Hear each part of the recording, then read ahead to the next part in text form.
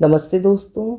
आज सुनिए बांग्ला भाषा के कालजयी कथाकार और उपन्यासकार शरत चंद्र चट्टोपाध्याय की लिखी हुई कहानी भला बुरा।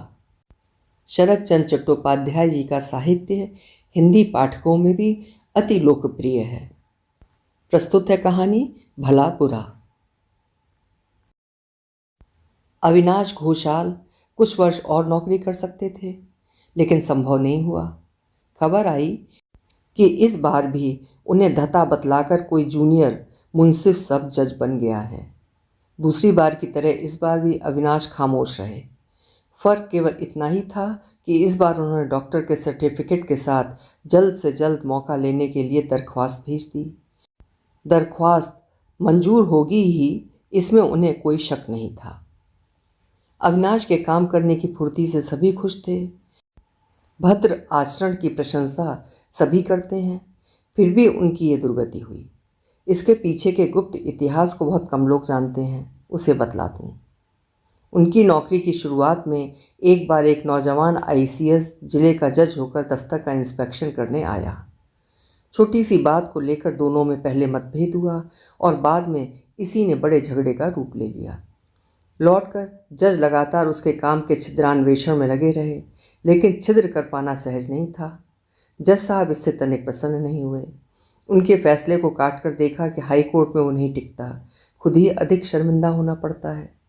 तबादले का समय हो गया था। अविनाश दूसरे जिले में चले गए, लेकिन जज से मुलाकात करके नहीं गए। श्रद्धा निवेदन की प्रचलित रीत में उनसे बहुत बड़ी त्रुटि हुई। इसके बाद कितने ही वर्ष बीत गए। बात को अविनाश भूल गए थे, मगर वो नहीं भूले थे।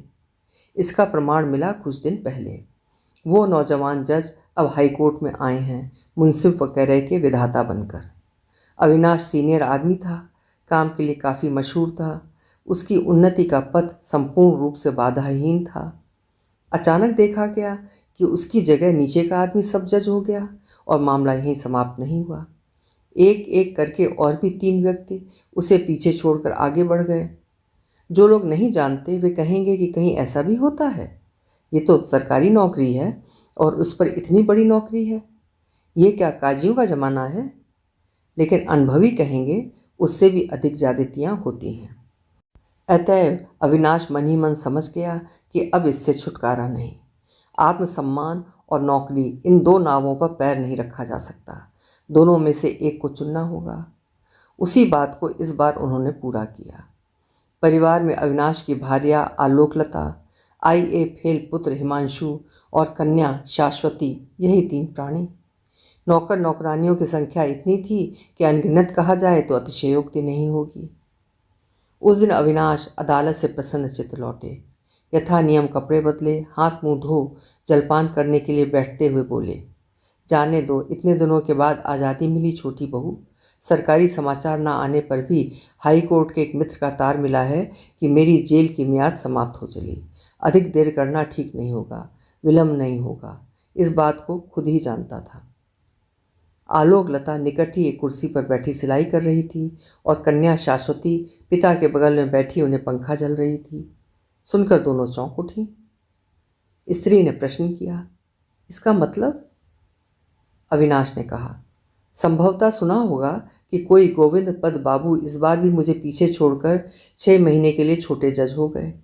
साहब के हाई कोर्ट में आने के बाद से पिछले 3 वर्षों से यही होता आ रहा है। मैंने एक शब्द भी नहीं कहा। सोचा था कि अपने अन्याय को किसी दिन वो खुद समझेंगे, लेकिन देखा ये नहीं होने का।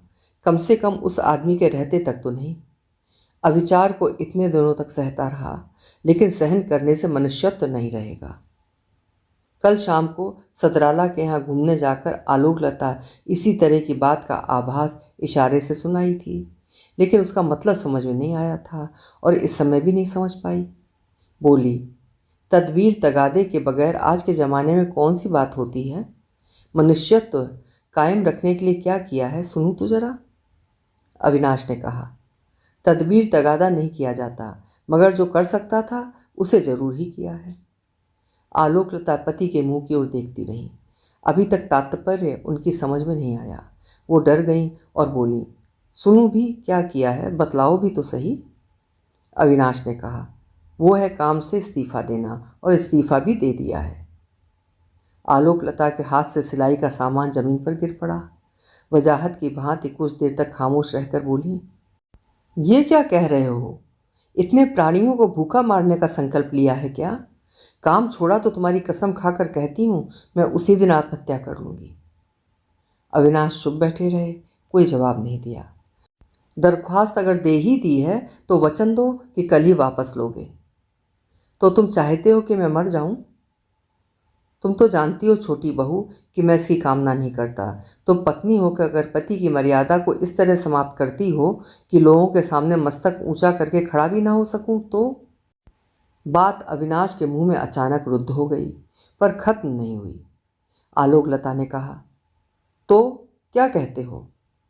जवाब में कठोर बात उनकी जबान पर आई थी, मगर इस बार भी वो उसे बोल नहीं पाए। लड़की ने बाधा डाल दी। अब तक वो सब कुछ चुपचाप सुन रही थी, लेकिन अब उससे नहीं रहा गया। बोली, नहीं पिताजी, इस समय माँ में सोचने विचारने की ताकत नहीं है। तुम उन्हें कोई जवाब नहीं दे सकते। लड़की की हिमाकत देख माँ कुछ पहले हतबुद्धि सी हो गई।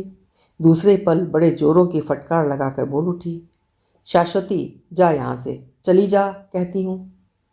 लड़की बोली, अगर चला ही जाना पड़ता है तो पिताजी को साथ ले जाऊंगी माँ, तुम्हारे पास छोड़कर नहीं जाऊंगी। क्या कहा? कहा कि तुम्हारे पास उन्हें अकेला छोड़कर मैं नहीं जाऊंगी, कभी नहीं जाऊंगी। चलो पिताजी, हम जरा नदी के किनारे घूम आए। शाम के पश्चात मैं खुद तुम्हारा खाना बना दूंगी। इस समय खाना रहने दो, उठो, चलो पिताजी। ये कहकर उसने उनका हाथ पकड़कर खड़ा कर दिया। दोनों सचमुच ही चले जा रहे हैं देखकर आलोकलता ने अपने को कुछ संभाल कर कहा, जरा रुको, सचमुच भी? क्या एक बार भी नहीं सोचा कि नौकरी छोड़ देने पर तुम्हारे परिवार के इतने प्राणी क्या खाएंगे?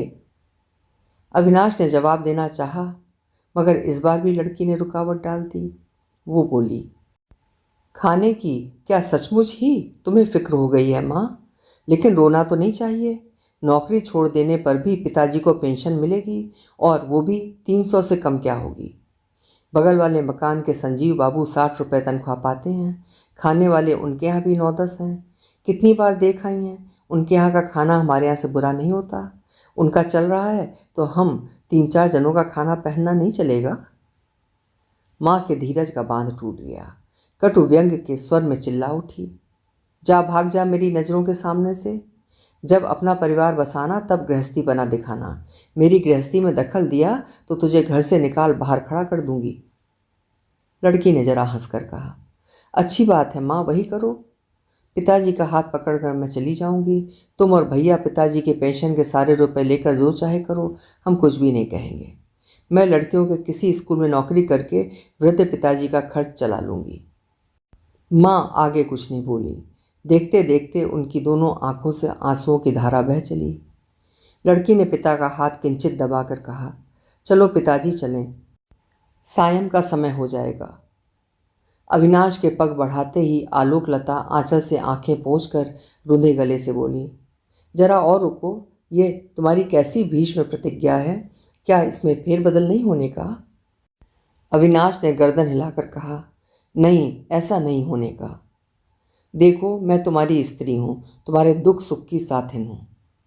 अविनाश बाधा देकर बोले, अगर ये सच है तो इतने दिनों तक मेरे सुखों का हिस्सा मिला है, अब मेरे दुखों का हिस्सा लो। आलोकलता ने कहा, तैयार हूँ, मगर सारी इज्जत आबरू कायम रखने के लिए इतने रुपए काफ़ी नहीं हैं, तो पेंशन के थोड़े से रुपयों से काम कैसे चलेगा? अविनाश बोले, इज्जत आबरू का मतलब अगर अमीरी ठाठ समझ रखा है तो वो नहीं होने का। मैं इसे मानता हूँ, नहीं तो यूँ संजीव बाबू का भी चल ही जाता है। लेकिन तुम्हारी लड़की 19-20 की हो गई, इसकी शादी कब करोगे? माँ की समस्या का समाधान किया शाश्वती ने। बोली, माँ, मेरी शादी के लिए तुम चिंता ना करो। अगर सोचना ही चाहती हो तो ये सोचो कि संजीव बाबू ने 2 बेटियों का ब्याह कैसे किया। जवाब सुनकर माँ का धीरज फिर टूटा। सजल आंखें दृप्त हो उठीं। रुंधे गले का स्वर पंचम पर पहुंच गया और बोली, शाश्वती मुँह जली, मेरी नज़रों के सामने सब क्यों नहीं हटती? हट जा, मैं कह देती हूँ। जाती हूँ माँ, चलो ना पिताजी। बगल वाले कमरे में हिमांशु कविता करने में लगा हुआ था। IA परीक्षा के तीसरे प्रयास में अब भी कुछ देर है। उसकी कविताएं वातायन पत्रिका में छपती हैं, दूसरी कोई पत्रिका नहीं लेती है। वातायन संपादक उत्साहित करते हुए चिट्ठी लिखते हैं, हिमांशु आपकी कविता बहुत अच्छी बन पड़ी है, अगली बार एक कविता और भेजें, कुछ छोटी और साथ ही शाश्वती देवी की एक रचना अवश्य ही भेजें। नहीं जानता वातायन संपादक सच लिखते हैं या मजाक करते हैं, या उनके मन में कोई दूसरी बात है। शाश्वती देख हंसती हुई कहती है, भैया ये चिट्ठी दोस्तों को दिखाते ना फिरना। क्यों, बतला तो। नहीं, यूं ही कह रही हूँ, अपने मुंह मियाँ मिट्ठू बनते फिरना क्या अच्छा लगता है। कविता भेजने के पहले बहन को पढ़ाने के बहाने अपनी गलतियों को सुधार लेता है। संशोधन की मात्रा कुछ अधिक हो जाने पर शर्मा कर कहता है, तेरी तरह मैंने तो पिताजी से संस्कृत व्याकरण काव्य साहित्य नहीं पढ़ा है, मेरा क्या दोष है। लेकिन शाश्वती तू जान ले, ये कुछ भी नहीं है। 10 रुपये महीना पर एक पंडित रख लेने से सब कुछ बन जाता है। कविता का यथार्थ जीवन है कल्पना में, भाव में, उसकी अभिव्यंजना में। वहाँ तेरे मुग्ध बोध के बाप की क्या मजाल की बाधा पहुँचाए। ये बिल्कुल सच बात है भैया।